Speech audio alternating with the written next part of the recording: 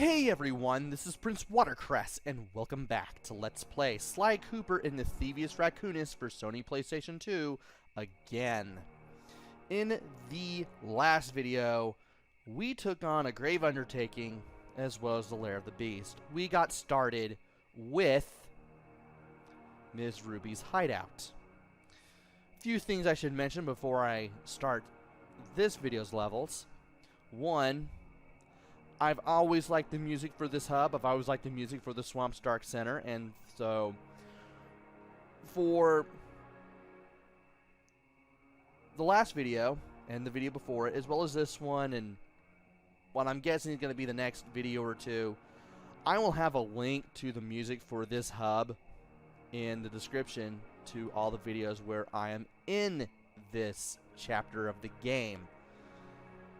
Second of all, because this is a replay, I should mention that compared to my first playthrough,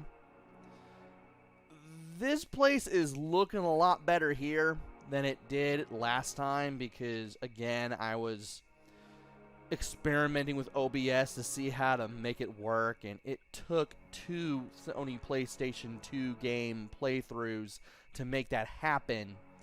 And because of that, this whole section of the game in particular never looked that well audio-visually, at least to me, the first time I played through this.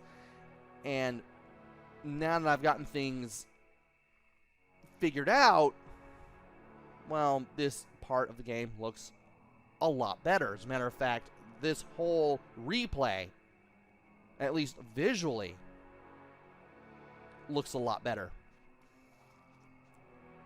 So I am glad this is coming out the way that it is. Anyway, we have one more level before we can use a treasure key, and if I can find that one thing, it's over here. We gotta go over here for the first level that I want to do. Some of you who may have been watching a lot of my Let's Plays, and especially this one in particular, may have noticed that I am actually going through the levels in the same order that I did the first time.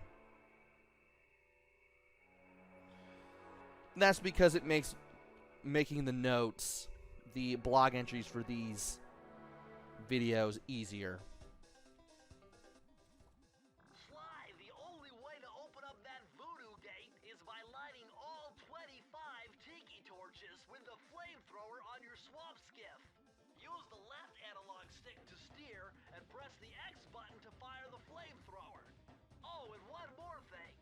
You need fuel from the flamethrower, and the only source of oil are those piranha you see swimming around.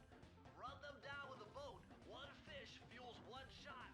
Hurry, you only have 2 minutes to get all the torches lit. Case in point, I am doing Piranha Lake right now. This is the first of 2 levels that I'll be doing for this video. And I want to run into these fish right away and go after a whole bunch of them. And then once I get 5, I can go ahead and set all these torches ablaze with the X button. And just like that, I am lighting up this area like a Roman candle. So what you want to do is go after the piranhas as quickly as possible. It especially works if you go after them in large groups.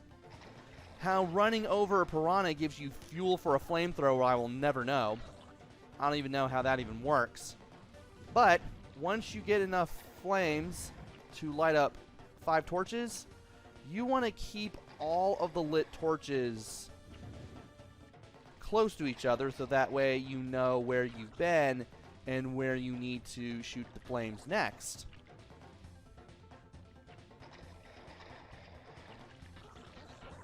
That way, you'll more easily know where you need to go to light the torches, and it doesn't take much guesswork to find out where you need to go to light things. And if you know what you're doing, you can beat this with plenty of time. It's a good thing I had 5 shots instead of 4. I can't imagine how much time I would have had left if I had to go for one more shot for one more torch. But once you light up all 25 torches, you can ride the ramp up to this key. And we are now 50% of the way through the game. I am amazed.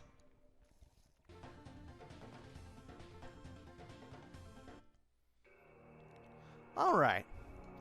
We don't have any other levels to do. So all we can do now is just go to the treasure key door and unlock the locks.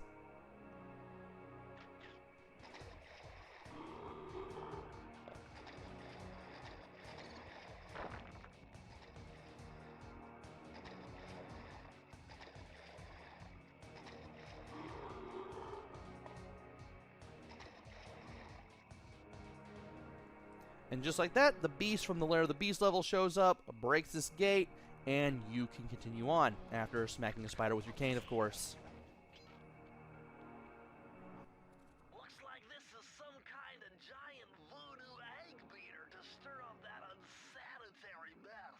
If I could unlock the cauldron's lid, I might be able to thrash their production and build up enough steam pressure to get launched up to Ruby's Skull Temple. Okay, sounds like we've got a plan. To get around that thing, try moving in the shadows made by the masks so that the guards won't see you.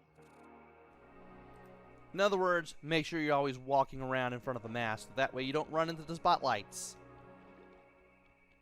Now, we need to go not to this area, but to the next one. Because if we do that, we'll end up over here, which is the second level that I want to do today. Tonight, whatever. I'm recording this at midnight. A Ghastly Voyage. That vehicle seems to be outfitted with some sort of high-energy cannon. Use the left analog stick to move, and aim the right analog stick in the direction you want to shoot. Remember, you can only shoot in one direction while moving in another. Just like the one level we had in Surali Frog's Hideout, and all the hacking mini-games afterwards in the sequels. You move with the left stick, you shoot with the right, and you can always move in one direction and shoot with another. Like so. Now we just need to get on the boat, and this is where we start blasting. You want to shoot down these glowing green things. These are the little headstone generators, which produce the ghosts. You want to destroy them. There are other things like masks that you can destroy, but you won't be able to get any coins out of anything else. Or anything at all, rather, that you destroy here. At least not at this boat part. Now we have a new enemy here, this little flaming skeleton that throws its flaming skull at your current location. Once you see the skull threat thrown, that is when you need to move away or to the side or wherever you necessarily need to go. And we now have 2 headstones producing ghosts. How do I have no... Does the game actually take charms away when I play Piranha Lake? Is that how this works? I think that's how this works. Now we're going to have to try again, and I'm going to have to aim at those headstone generators, that pair, as a matter of fact, as early as I'm able to get to them.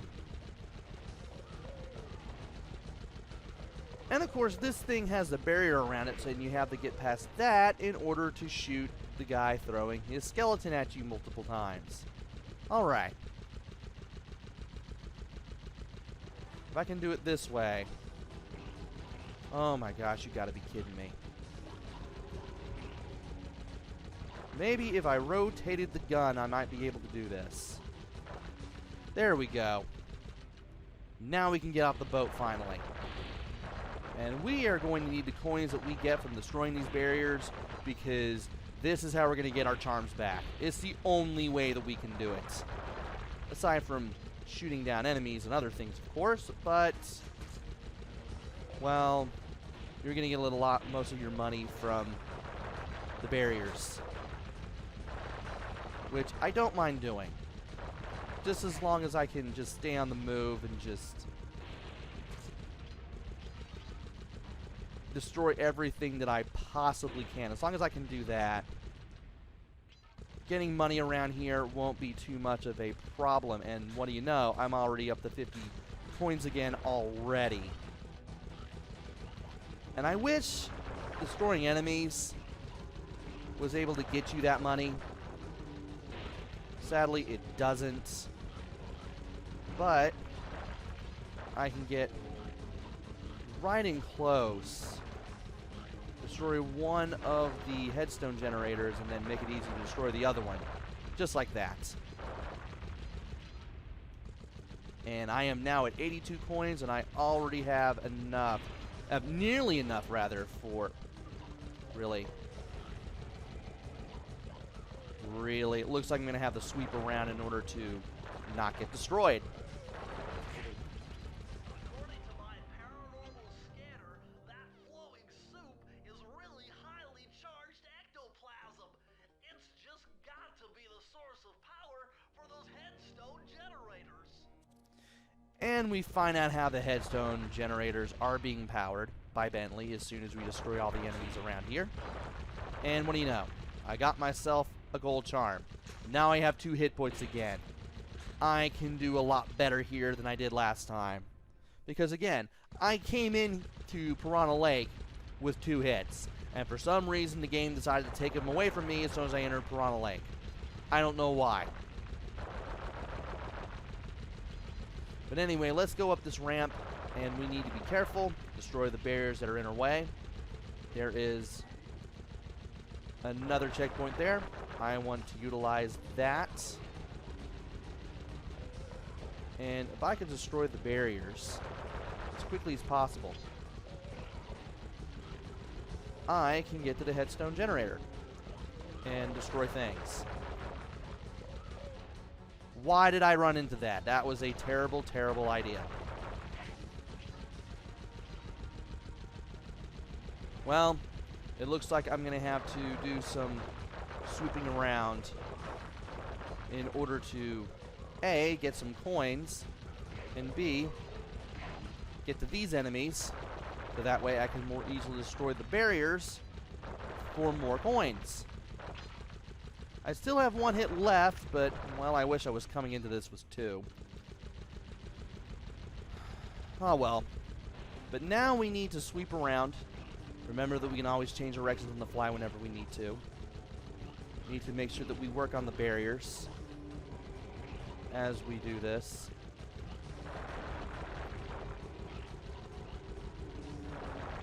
And see if we can get some coins on the way there. And maybe if we can destroy one of the headstone generators a little early, we can make this a little easier on ourselves. Because we want to have as many ghosts to deal with. And what do you know? Managed to get rid of one of them just like that. And we got rid of all of them. And once we approach where the key is, we'll get the key.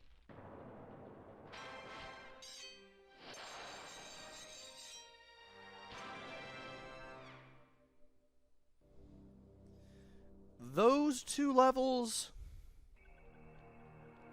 Piranha Lake and a Ghastly Voyage, they can be pretty easy to do and to get through once you have an idea of what to do and you can do it all quickly and effectively. So that's already 2 levels down. We have 2 more to go. I think we have 2 more to go. Let me press select and see. We've got, yeah, we do have 2 more to go. And we will play them in the next video. I cannot believe that we are getting super close to getting this hideout done already. Join me next time where we complete the final 2 levels of Miss Ruby's hideout. Until then, this is PrinceWatercress. Take care, stay safe, and thanks for watching!